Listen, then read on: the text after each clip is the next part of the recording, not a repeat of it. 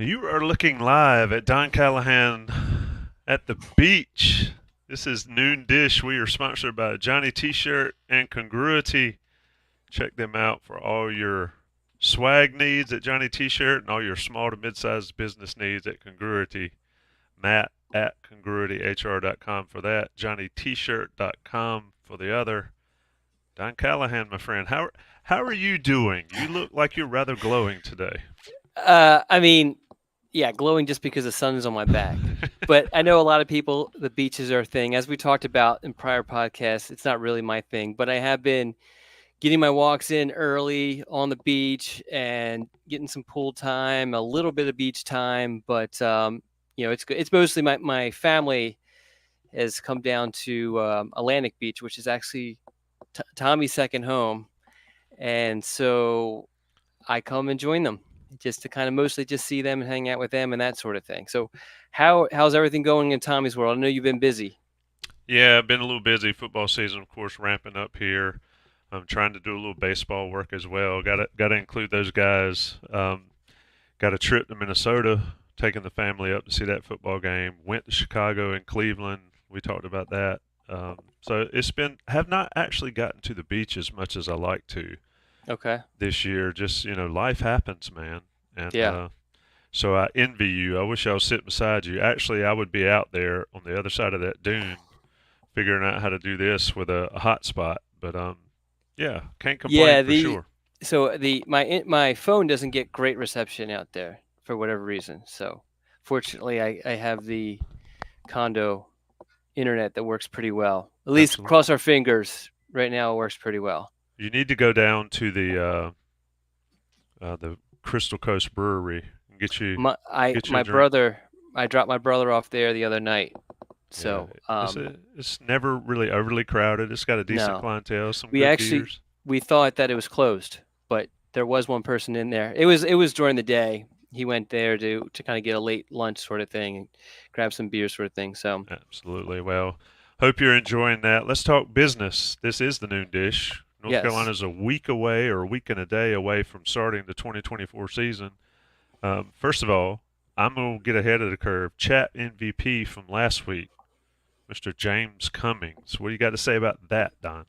yeah. So you and I were talking, and James is a regular contributor. Week in and week out. Hopefully James is in there. James, congratulations on your MVP selection. But we do not believe James has ever received the chat MVP. I do And not so recall him doing that. he definitely had a great week 2 weeks ago. But also, this is a little bit of a lifetime achievement award, the lifetime of the Noon Dish. So James is in there. Congratulations, James. Is this indeed your first chat MVP? I'd love to know. But anyway, and then we also have a top five. Absolutely. Did we even think of a top five? Well, we talked about it last week, and then we went Olympics or the last podcast. So he has been. Well, hey, you get another Hey, it one. is what it is. Add it to your mantle. Um, but top five home games from a recruiting perspective, and so Yeah. we're basically going to put our Pat Suddes hat on and try to make decision on what games will we be targeting the most, ranking the top five. And how many home games are there? Is there 7? 7 home games this year. Is that what it is? Mhm. So ranking the top five, the most likely you want to get the recruits to for whatever reasons that you place on the value for a recruit. And then maybe we might be able to get some insight on that from Pat Suddes himself, because what do we Special have? guest. Yeah, what do we have after we have a commitment to talk about? And then after the commitment, what do we have going on after that, Tommy? We have got Pat Suddes himself joining in the Noon Dish. I believe maybe at least with me hosting this with you, his Yes. third Yes, which time is great. on, and we've been lucky to be able to get a lot of the people that do the inside work that we talk about here on Inside Carolina about the football recruiting aspect of it. We've had all those folks: Alex White, Alex Mars, Molly Jacoby at some point in the future, Pat Suddes, of course, the general manager. A lot of the people that actually are on the ground doing the work here, that Don so aptly reports about. Um, nearly every day on Inside Carolina Tar Pit Premium Message Board. So Suddes will join us here in a minute. Let's talk about the recruit commitment. Yes. We mentioned him, and we talked when we did our little video on demand slash scoop Hmm. slash commit dish, as we'll call them from now on. But tell us a little bit about the running back from Jacksonville. Love the Jacksonville area for North Carolina running backs. Um, what's Yeah, he bring to the table? he's what, maybe 30 minutes from me right now. Yeah, so he is kind of your stereotypical Eastern North Carolina running back. And for those who follow high school football in North Carolina or are aware of the running backs that North Carolina has pulled out of Eastern NC in recent years, you know exactly what I'm talking about. Power, punishing, a guy who once he gets in the open field, very devastating to tackle for defenders. And so he's a guy who works hard, high character kid, and from some of the digging sort of stuff, he had to work on his speed, had to kind of trim down a little bit, and was able to work on those things and show off, I think, 4.5 speed at North Carolina's camp earlier this summer. And that ultimately landed him a scholarship from the Tar Heels, which he immediately accepted, but waited until this past Friday to announce that publicly. Yeah, and of course we're talking about not Demon, not Damon. not Demon June, Damon June. Demon June out of Jacksonville. Don, it's interesting when we talk about the running back room. Obviously, right now you have Mm-hmm. Amarian Hampton, who is, barring some crazy unforeseen circumstances, will be plying his trade in the NFL at this point next year. Darwin Barlow, the Southern Cal transfer, that is, um, I'll say it again. If you have not watched his Inside Carolina or his press availability on Inside Carolina on the YouTube channel, go find it. It's from a couple weeks ago. Might be, from a human being perspective, really jumped up in my and kids you want to pull for, in my opinion, with that interview. And then you've got Caleb Hood that has had certainly his share of setbacks with injuries, trouble staying healthy. He's there. You've got Davion Goss that they talk about a lot, Bullet, that can make a name for him. You have Charleston French, the transfer, I believe JUCO transfer that they got. So June comes into a running back room next year that will look very dissimilar to this year. Does that give him a better chance to produce, even though he's not so highly ranked, at least at this point, Don? Yeah, well, the one variable that we haven't mentioned is what North Carolina does in the transfer portal this offseason, because you would think that running back is a position that they try to look at in the portal. But yeah, I mean, as you said, I mean, North Carolina could will lose definitely two. Barlow and Hood could also lose Hampton, and that basically leaves French, Louis, and Goss, three young guys who heading into this season don't have a whole lot of experience, and so it's a great opportunity for June to come into and to really get some early playing time. And the other thing too, I need to probably mention is that North Carolina isn't necessarily done at the running back position in the high school ranks. So it's a position that obviously, they're losing a lot, as we mentioned. So they probably want to address, but a lot of that is they aren't going to take a running back. And so it has to be the right running back that kind of fits. So regardless of that, it's going to be a very different room in a year. Yeah, for sure. And I mean, and this is something I'll ask Pat when he joins us. It seems like, and it doesn't seem like it is reality, that the closer you get to the ball, the harder it is to get major quality out of the transfer portal without spending a lot of green. Mm-hmm. And Yeah. that is just a crazy aspect of the game. But you get away from the football, like we've talked about, wide receivers. I don't want to belittle wide receivers, but they're a dime a dozen in the portal. Yes. Um, running backs. You can find quality running backs in the portal, and we've seen that quality running backs don't mind transferring right down the road, as we've seen one going from Durham to Raleigh this offseason. But so June will have the opportunity. But yes, you're right. There's always going to be shopping in the portal. But you get close to the ball, you get those defensive tackles and those offensive linemen and then the edges, and it becomes quite expensive. And that's where development and player development and the high school recruiting aspect of it comes in handy. Don, before we bring Pat in, Carolina believes at 14 commitments right now. Yes. Yeah, 14 commitments. And they're going to have a lot of off-season attrition, whether by graduation, people running out of eligibility and all of that. 14 doesn't seem like a lot, but from talking to you, it doesn't seem like you're overly concerned at this point about that.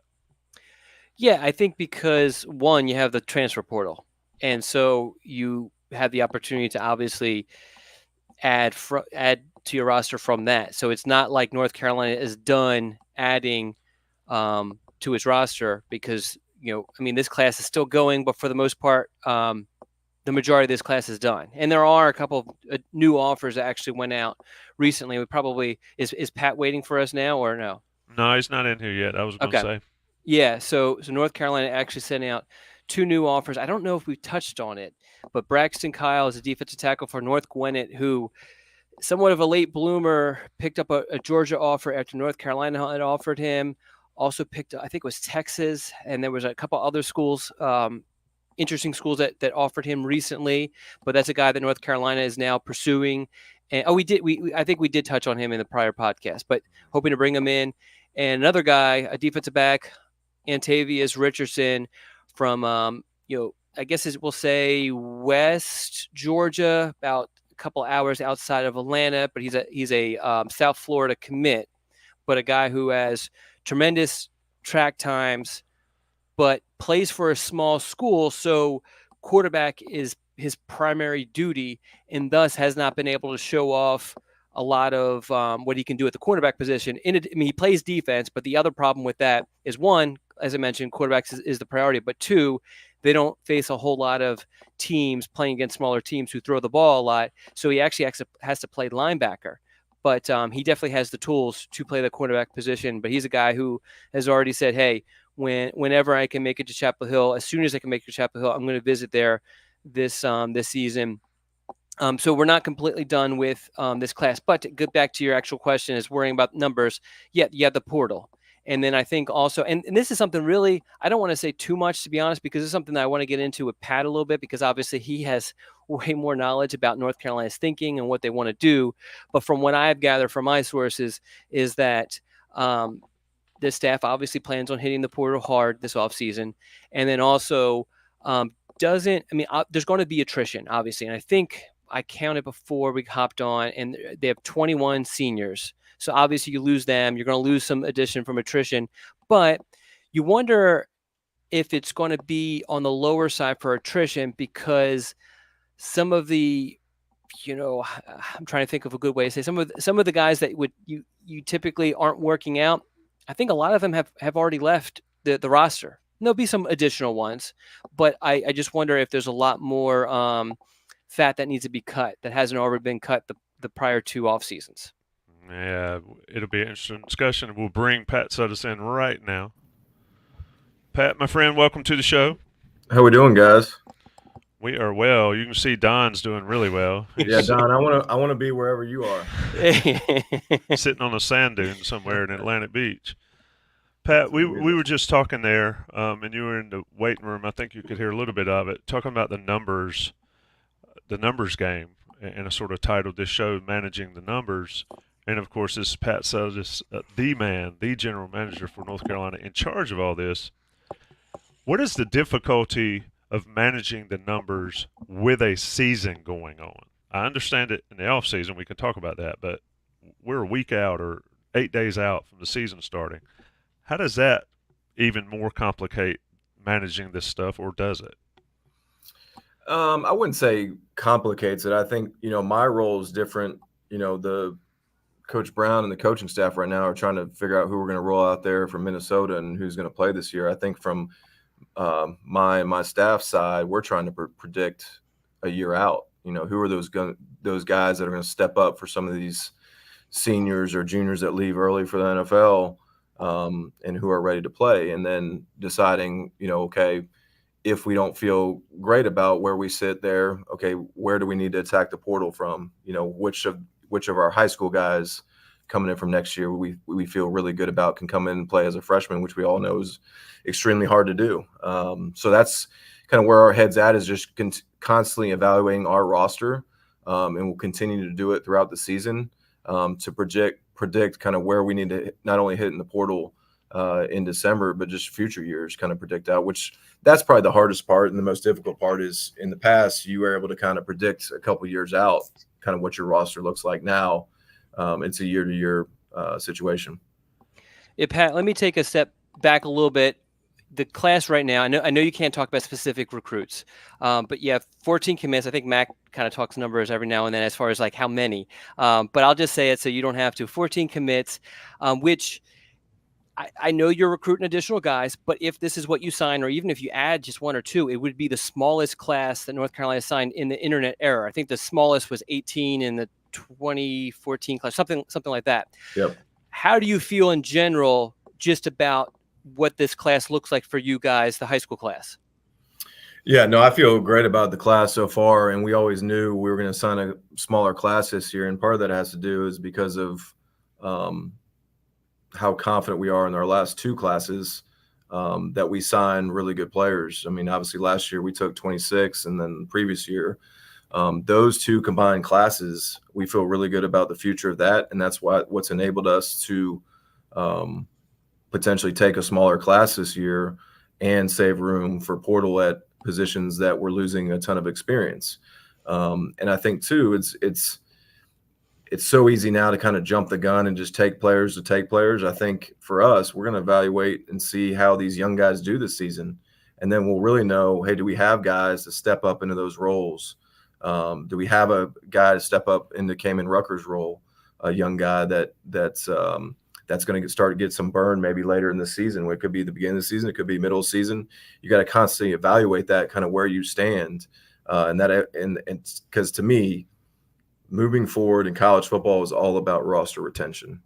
And if you can do that and keep some consistency, because it's hard every year to replace a third of your roster, 30 to 40 guys. I just don't think that's a sustainable model. And as we get into this 105 rule, whenever that gets put into place and however that looks, I think that's going to be even more important, is the roster retention piece.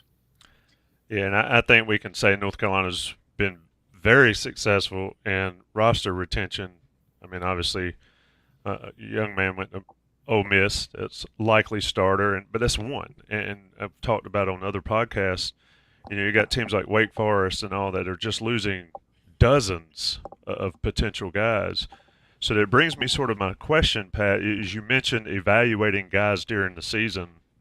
One thing we've talked about a lot, on Inside Carolina and across the fan base, is how many guys actually get to play on the field in a given season. We've seen it. We've seen guys like Marcus Allen played 915 snaps or so. That's way too many. How important is it for guys to actually get in games and produce to your job, so you can evaluate and see, this young guy, he actually did it in game, not practice, but in game action, and thus the importance of the coaches playing the depth and playing increased numbers? Well, I know Coach Brown has said ad nauseum about playing more players, and I'm right behind him. I'm definitely the second voice in these coaches' ears. Like, hey, we got to see what we have. You can't just say, hey, we need 5 portal guys. Like, I don't know what the portal is going to look like. All right, I don't know how much these players are going to cost.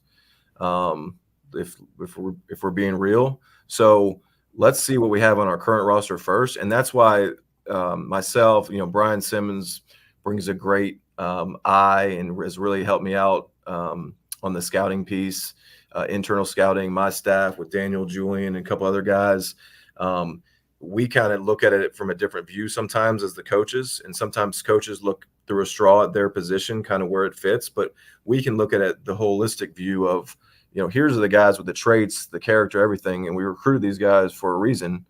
So let's see what they can do. And I really think that was a big reason Coach Brown brought in Coach Collins. Is Coach Collins has traditionally played a lot of guys on defense and trusts his guys to go out there. Now it might be 5 snaps, might be 10 snaps, whatever that is, to kind of see where we're at. So that's the goal. And I really do think between the two coordinators, the position coaches, obviously Coach Brown, they're bought in on playing a lot of guys and kind of seeing where we're at. And because at the end of the day, with their whole, red shirt versus not red shirt, if you're a good enough player, you're probably gone in 3 or 4 years anyway to the NFL, right?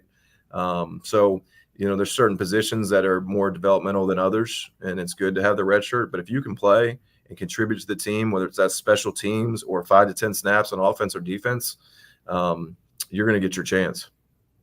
So we talked about the small high school class right now. In the portal classes, I think last year you signed 10, and then also you have French, who's a JUCO technically, and that year prior was 9.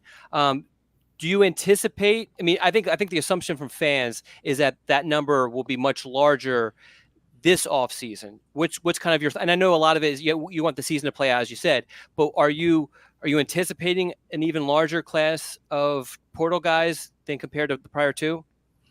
Yeah, I think the number in my head, if I'm just looking at overall numbers, potentially could be larger. But to go back and not to get gray here, but if we have some young guys that play a lot and step up, that changes my whole mindset at certain positions of what we need in the portal. And we might take maybe another developmental type high school kid or a portal kid that's not a grad transfer, maybe a kid that went somewhere that we recruited and has only been at school for a year and is a guy that has multiple years or 3-4 years. So that changes kind of how we look in the portal, not just how many we take in the portal, but the experience level in the portal.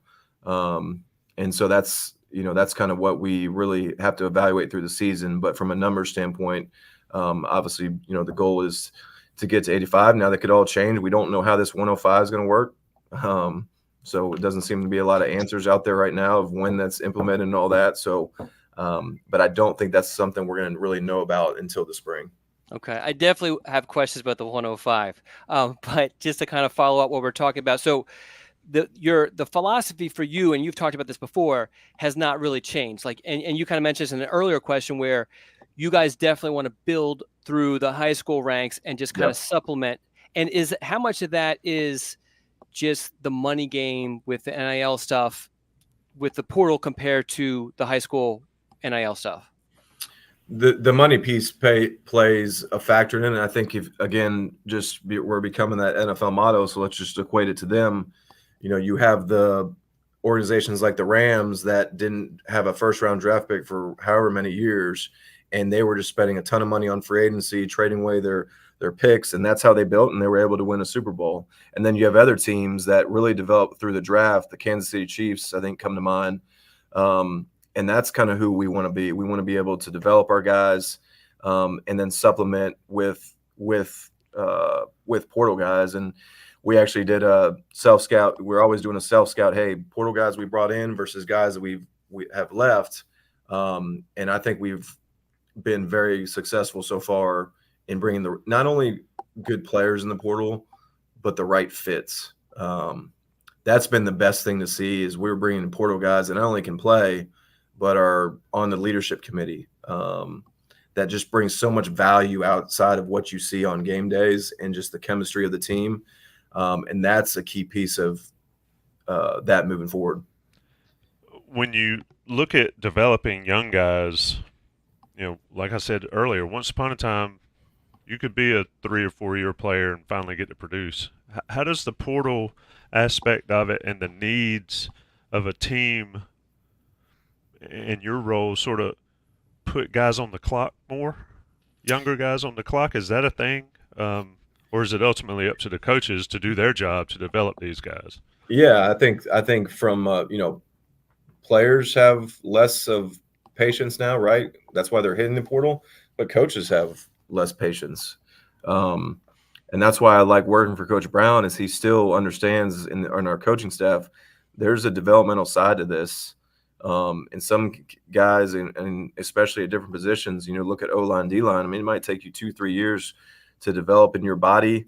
You might come from a family that can't afford 3 meals a day, so you don't know what you're about to get. And guys all of a sudden get here and gain 30 pounds right away, but then they got to figure out how to move differently with that 30 pounds. So to me, Trey Green's an example of that. I mean, he's came in as a heavy kid and just trying to figure out his body. And now he's going to be a contributor on the offensive line for us, because he's figured out how to keep the weight down, but also use his body with that type of weight. So those are the type of guys we're still trying to recruit, but there's less and less patience. And I think the more, obviously, when we give a rev share and the more these guys are getting paid money, there's going to be continued less patience from not only coaching staff, but administration. Like, hey, we're paying all these guys this amount of money, and hadn't even played yet. So that's why. But we're still going to be a developmental program, and that won't change as long as Coach Brown is here. Yeah, that's a great point. Patience. We all preach patience, and very few people practice it on the whole, because you really can't. I mean, in this day and age. Let me ask you a question from the chat, and it comes from Glenn Love. And this is something we've heard forever. And I don't know if you can see it on the screen, but I'll read it for our audio folks. How do UNC's admission standards for transfer prospects compare to other schools? And I'll add, and shape maybe what you're able to do or not do in the portal. Yeah, I mean, there's certain players, whether how many years they've been in it and the transferable hours that we won't be able to recruit. I would say it compares pretty favorably with the other ACC schools. Obviously, I worked at another institution before here in the ACC, and there was the same type of I don't even call them issues, problems, but same type of criteria.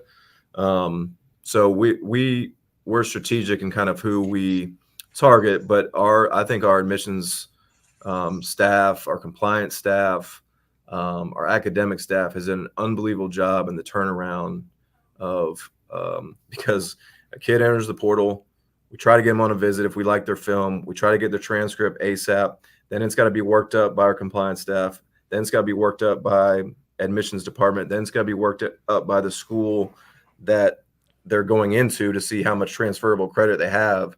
And I think over the last 2 years since I've been here, everybody involved in that process has done it extremely fast, and it's usually over Christmas break, right? It's over, times when in the past everybody had some time off. So I really appreciate everybody doing that. But I from our standpoint, that's not that will eliminate some kids, but it's not detrimental for us. So kind of touching on that, so because of just the small window that you're dealing with when it comes to portal kids, there are situations where you're bringing a kid in and he might be mid-flight to RDU or maybe even on campus, and you guys are still kind of, at least from the paperwork standpoint, still kind of evaluating that kid and may have to go through a visit and turn them away, sort of thing? We haven't had to do that yet, like I said, because of the speed of which everybody's been operating at. And for the most part, we got a pretty good idea. Over my years, I try to be a jack of all trades. So myself, Joe Hayden in our office can really look at a transcript and kind of see, and this kid's going to be pretty close. Obviously from a grade perspective and how good grades he has, but the transferable hours, it might prevent that kid. He might have to go into a different major than he probably was thinking of. Mm-hmm. But if he's wanting to come to school here and play here for the opportunity, that it really hasn't been an issue. So you've mentioned the 105 a couple of times. And for those who aren't following this, I guess this is part of the House settlement proposal that, still hasn't been certified and all that sort of stuff. I guess I could probably say this for a lot of NCAA rules is, how the hell do you operate not knowing how many players you can have on roster in really less than a year? Like, how do you make these decisions? Well, you can't blame the NCAA on this one. This is lawyers and whoever else coming up with this idea. We actually were trying to pitch myself and other guys that have my position across college football, we were trying to, if we're going to go NFL model, then let's have a practice squad. All right, you have your set roster, and then you can call guys up if you have injuries and all those things. There's still too many unknowns to really get into specifics on how this is going to be implemented and when, and how does that affect walk-ons and all that. I think from our standpoint, our philosophy is even when you have 105 players, everyone still has to have a role. Okay, and some of those guys' roles still has to be, still have to have a scout team and a look team. So you can't just go ahead and sign 105 guys and they all think they're going to play.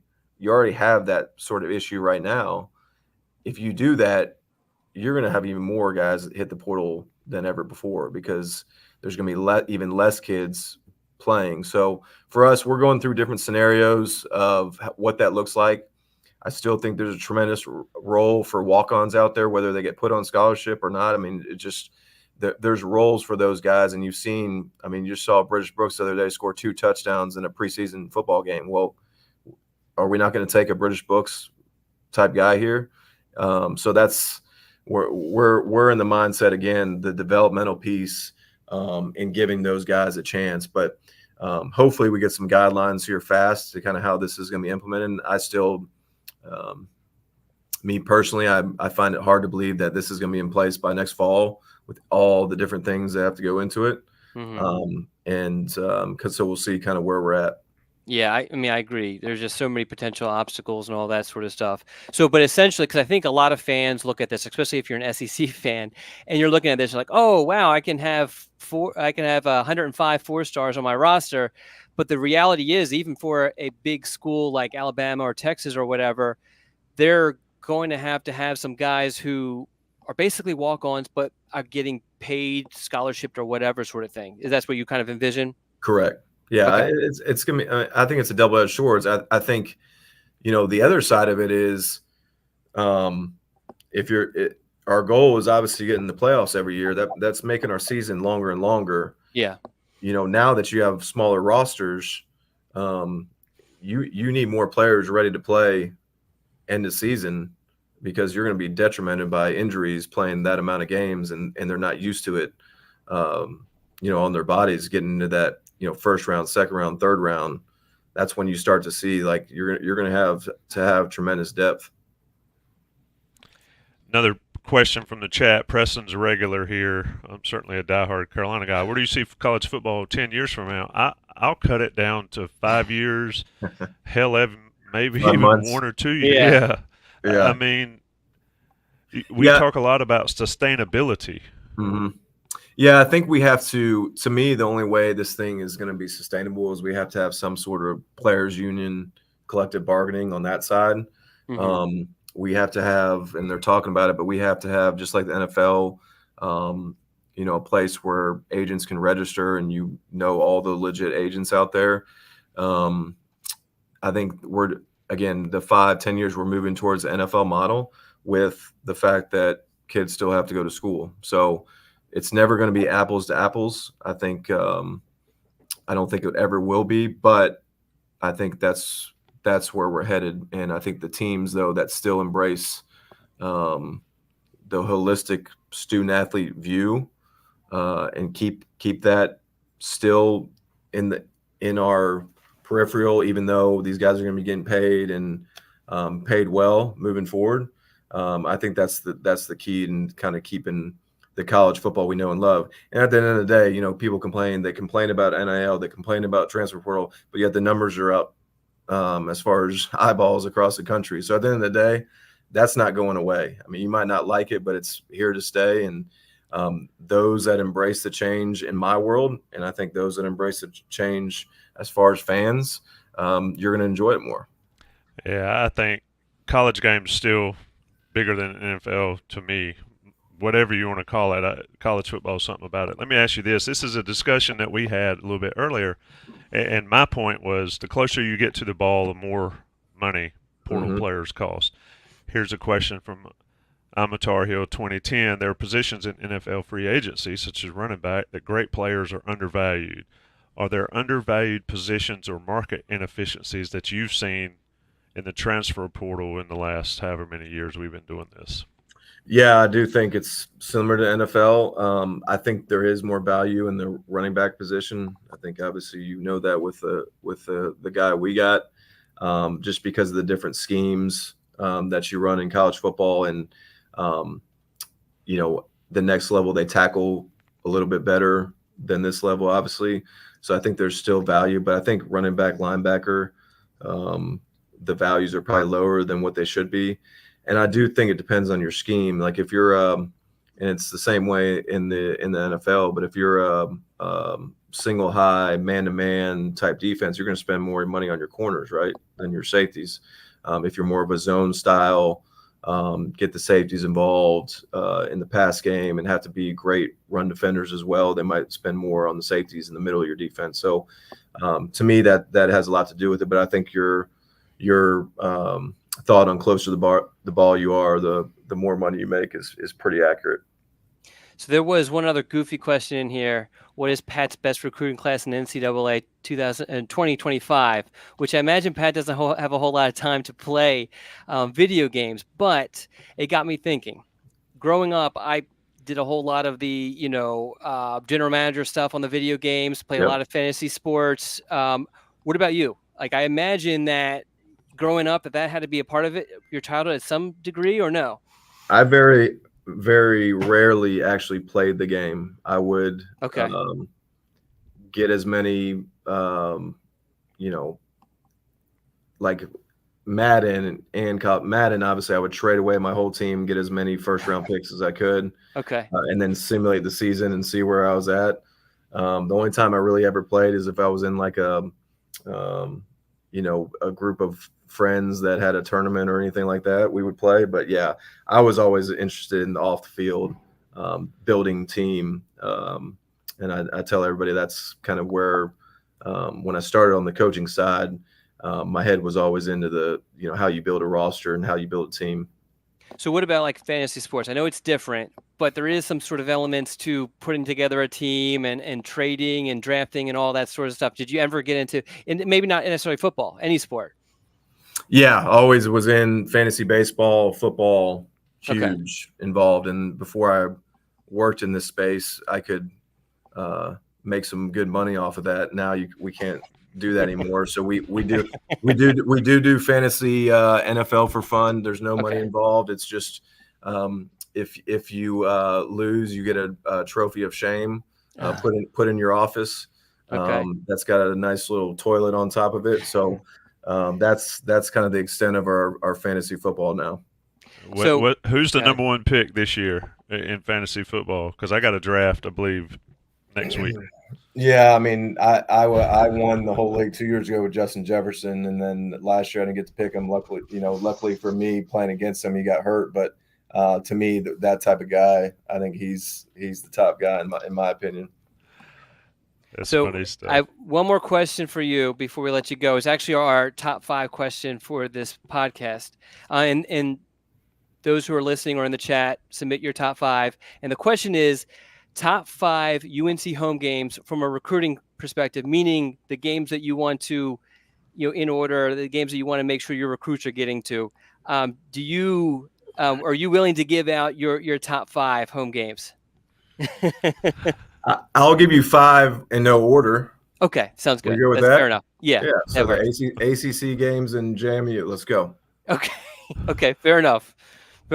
Let me ask you. We obviously owe some payback for some teams coming in. So those are the ones we're looking forward to probably the most. But I'm excited about the whole schedule in general. I think we played a variety of teams, and again, you can look at a schedule and say, oh, it's favorable. You don't know what these teams are going to look like anymore with the transfer portal. So for everybody to say that, we got no clue, and we're going to embrace every week, and it's going to be a challenge every week, but it's all going to be about us.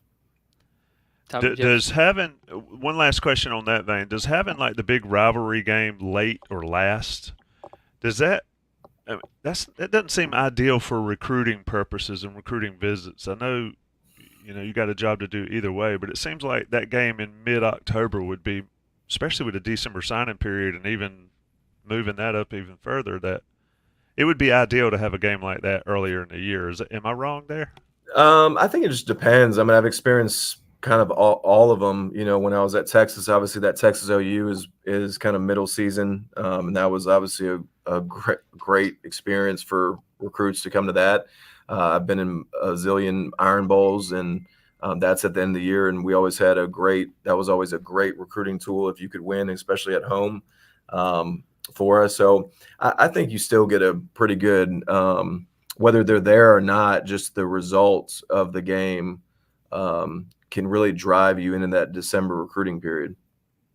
All right, Pat. Well, thank you so much for coming on. I mean, obviously, well, I think every time of year is busy for you, but it feels like this would be even busier because you have some practices, I'm sure, that you like to attend also. So, but thank you so much for coming on, and good luck this fall. Absolutely, guys. I appreciate it. Go Heels. Yep, appreciate it, Pat. Don, it's we sit here and we do this. You doing it from the beach, man. We joke about it, but this transfer portal mess is ridiculous. I mean, Yeah. And that's why I asked the question. How long do guys have to prove that they're any good, Mhm. and who's that on? Yeah. I often say, and I say this: it's not the player's fault that he's not any good or can't do this or do that. It's up to the coaches. But now that dynamics is even crazier, sped up / pressurized, because if you don't produce, then they'll just get a player out of the portal. And I'm not talking about Carolina specific. I'm talking about anywhere. They'll just go get, a guy that's a fifth-year guy that has played 100 ball games, and you're stuck as a young guy thinking, what do I do next, Yeah, and for people who listen to this podcast regularly, my feelings on some of this stuff we're dealing with now with the portal.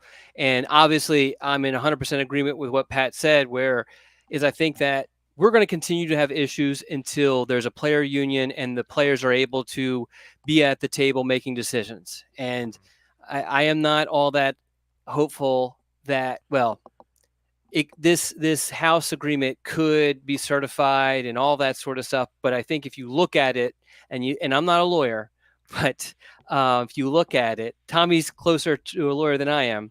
So correct me if I'm wrong here.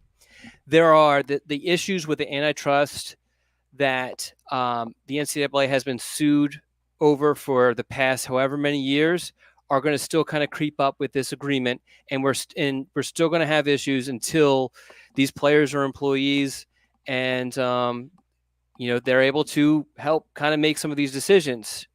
Tommy, I love your thoughts, your legal thoughts. Well, my legal thoughts were on the criminal side of things, so putting the bad guys in jail. But I think that anytime you have lawyers involved, it's going to get messy. But anytime you have rights and the 1,000,000% kicker, money, involved, because there's one thing, people say, I don't want to give up my rights, and that's what the players are struggling to find, like, what are their rights in all of this.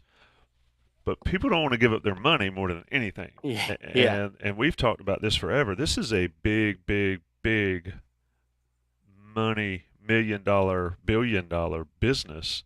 And so until they can get that all sorted out, to wrap sort of Pat's visit here with us, there's got to be some sort of governing body to get the mess figured out, because it cannot be like, it's like a swinging door, right? It's like a swinging door in a hurricane. You can use that. And it blows back and forth, and it's like one day it's open, we know where we're going, the next day it's this way. I mean, and that is the part that I don't like about it, is not the change. Instability. It's the instability and not knowing what's around the corner. That's the biggest part. Anyway. And it makes Pat's job impossible, because he just doesn't know. And they could literally all of a sudden just throw in his lap, hey, you got to get rid of your walk-ons, and then, hey, you can have 20 additional guys on scholarship. And so he has to quickly make some decisions with all that, which is just mind-boggling to me. But I think ultimately, as I said, I think that it just feels like we're a ways away from any sort of stability. And fortunately, it hasn't taken away any of the joy of the games. As Pat mentioned, the eyeballs have only increased. I'm super excited, even for this weekend, and the slate is terrible. The best Yeah. game is Georgia Tech, Florida State in Ireland. But I'm excited for it, and I'm excited for the rest of the football season. But there was one other question. His and this will kind of lead, good segue for us. His top five. It was great how quick on the feet he was. The ACC home games plus JMU. Although I was looking at it, I was like, okay, JMU, it I definitely think more of a JMU. I think JMU because that's going to be a good crowd. Whether it's a bunch of JMU people yeah, there or all Carolina people, that's going to be a good crowd, a good atmosphere. yeah. And so And, that leaves off Charlotte and NC Central, which it makes sense. yeah, and then you look at Pittsburgh. I think Georgia Tech is going to be a big crowd, especially if Well, Carolina's. do you want to give yours, or do you want to read some? Well, I There's a think for couple. me, NC State, Georgia Tech, and Yeah. JMU would be number one. Wake Forest would be after that, and then Pitt, and who else is in there? Yeah, I just don't think Pitt's a So very good one. I think State is easily the number one, right? Yeah. The number So- one. That's where you want to get your. But I agree with you a little bit in what you were asking, Pat, with having it later in the season, because I think what happens is and I track all these recruits, their travels, throughout the season, and recruits are really excited and they go to a bunch of games those first few weeks, and then you start to see the travels die down towards the end of the season. Some of that is just burnout. Some of it is you find out how expensive it is to go to a game, even though you're getting your tickets for free and you're getting parking for free. Food, travel, potential lodging is super expensive, and by the end of the season, you families have other expenses they got to worry about. But Yeah. but also some burnout. But NC State I think is clear number one even with that. Yeah, and then the rest are debatable. I think JMU, Georgia Tech is going to be an So interesting is one. JMU your number two? I would think so. Yeah. Okay. Because it's right there, mid to late September. And who's your number three? I think Georgia Tech would be my number three there. Okay. Simply because, Pat mentioned Payback. That's obviously one of the ones up there on the list with Payback. And I just don't think people who cares about Pitt. Yeah. I don't think Pittsburgh will be entirely based on whether or not Carolina's record is where we've predicted it to be or where it could be there. And then Wake Forest, I think, is another good environment, but it's a local environment. It's more confined, I think. But Georgia Tech, with all these Atlanta recruits that they have, I think that's a big game. Let me throw out a couple from the chat, and Okay. may not get to all of them, but Tar Heel Huddle, State, Tech, Wake Forest, Pitt, JMU. Preston is State, Tech, Pitt, Wake, and JMU. Wake Forest. Yeah, I've never heard that one before. Do you realize that Wake Forest fans, they're probably my number one tough to deal with? We'll leave it like Really? that. So Yes. Ross would always talk about that. They would always tag Ross Martin, that is, on Twitter. I don't think I've ever. Well, I've met very few Wake Forest fans, period, and the ones I have met were pretty nice. But I've got some great family friends that are Wake Forest people, and they're good folks and they're decent. But I've also met some Wake Forest people that are So is it absolutely off the worse chain. than State? Can be. Yeah. Interesting. That's really interesting to me. Okay. Yeah, it is. Yeah, it is Interesting. I've never had an issue at all going to Carter Finley. Never been issues going to Wake Forest. Really? That really surprises me. I mean, I've seen some crazy stuff walking to my car at Carter Finley. Fortunately, we get good parking. Yeah. Here, yeah, I want to read his. Crowley's got State, Pitt, JMU, Wake, Charlotte. I tend to agree with that. I just think Georgia Tech game's going to be saucy and spicy at Carolina. Yeah. And, so it's going to be interesting. Let me give you my top five real quick, and then I have one more question for you, and if you have a follow-up question for me, that's fine. All right, so NC State's number one. I would go Georgia Tech number two. And then for me, it's a little bit of a wash. I think I would go, I guess I'll go JMU just because you convinced me, and since it's earlier in the season, and then Pitt and Wake Forest would be my order. My question to you, so I'm embarrassed to admit I haven't watched any of the other podcasts for Inside Carolina recently, or rarely ever. And I Shouldn't did cut watch you your. off, right? I do watch when you have a coach on. I watch your Mac Brown. Well, you weren't on Mac Brown one. I deferred. I was on vacation, Okay. Okay. but Um, Collins and Monachino were awesome. yes, I watched those and those were great.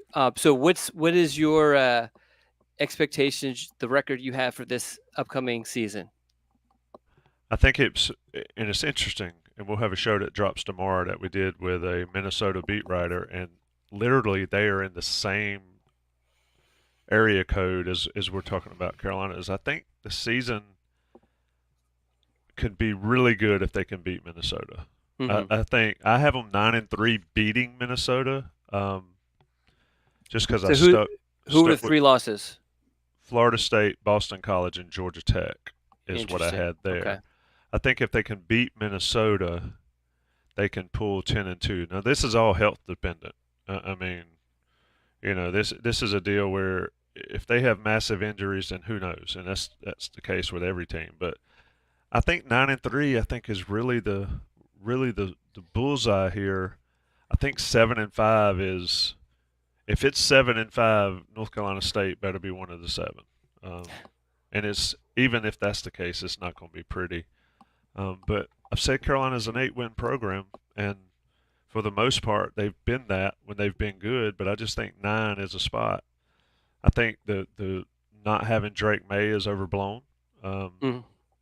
Because I think there's more ways to win a football game than a quarterback, even though that certainly helps. But I think Carolina's better positioned to be 9-3 this year with what they have on the roster. But I think the key is Minnesota. I think I I agree. think Minnesota is because the schedule stinks after that. Okay, yes. Because it's Charlotte, Yeah. Central, and JMU. I mean, who's going to care about a 6 o'clock game in mid-September against NC Central Mm-hmm. if Carolina has lost to what you call it? Yeah, Or because if you lose in Minnesota, then you have, because it's not going to excite anybody to beat Charlotte or NC Central, yeah, and so you have quite some time to kind of get a chance to, I guess, redemption sort of thing later in the season. yeah. Well, I've got to get out of here. I've got things to do, places to be, So people you to don't see. want my prediction? Well, I mean, I didn't know if you would do it, but you can. So I actually am pretty optimistic. And for those who know me, if I believe I've given my thoughts in the past, and I haven't been so optimistic previously. But I think when I look at this team and what I know and who I talk to and all that sort of stuff, I think they're going to exceed expectations. I mean, I think going to Florida State is going to be difficult. I think even the NC State game is always just a flip of the coin on what's going to happen, no matter how good each of those teams are. But I mean, man, I think there's a chance that they could surprise some people with how they play, because I think Johnson's at the very least, he's a solid SEC quarterback who, if you look through his career, didn't have a whole lot of time. He's not facing SEC defenses week in and week out this coming season, and I think that's going to help him. And I think that the receiving corps is super talented. Omarion Hampton is one of the best running backs in the nation. I think the offensive line would be better, and I think the defense as a whole is going to, improve, because I am a big believer in Jeff Collins and what he's done, and really outside of Georgia Tech, and that was as a head coach, so you can't really count that. But other stops, I mean, he's been an unbelievable defensive coordinator. And I actually have my brother here who's a diehard Temple fan, and he loves Jeff Collins, and he'll be the first one to tell you just how difficult it is to win at Temple, and Collins did that. So I'm optimistic. I think I see Florida State obviously as a loss, but other than that, I think they can head into the NC State game with just one loss. It'll be something to see, and I agree with you. I think the potential is there, but we've been talking about potential for a long time. It's time for the reality to exceed the potential and exceed the expectations. Anson Dorrance said it, and I'll close the show like this: is what do you do when your life has exceeded your dreams? Well, it's time for Carolina football to exceed the potential starts a week from tomorrow if you're watching this live on the Noon Dish. Don Callahan, I'm Tommy Ashley. Johnny T-Shirt, JohnnyT-Shirt.com. Inside Carolina Premium people get 10% off your order. You know what to do. Load up at Johnny T-Shirt. Tell them Inside Carolina sent you. And then Congruity. Do this. If you're a small to mid-sized business owner, email matt@congruityhr.com. Get your free assessment. See if they can't help you out with your small to mid-sized business. They did it for themselves, locally, North Carolina based, now a national brand. If you're a business owner, who wouldn't want a national brand? It's a lot of money. We talk about NIL. CongruityHR.com can get you your business on that money train as well. Check them out. Check out all the content at Inside Carolina. Check out our show tomorrow with Greg Barnes and I talk to Ryan Burns of Gopher Illustrated on the next level. Fun show there. Don, get out on the beach and get some sun, man. You look like you got jailhouse tan. You need to work on that. I'm about to jump at least in the pool, maybe in the ocean, but definitely in the pool. It's hot out here. All right. Be great. Be good. Everybody else be safe. Till the next time. Thanks.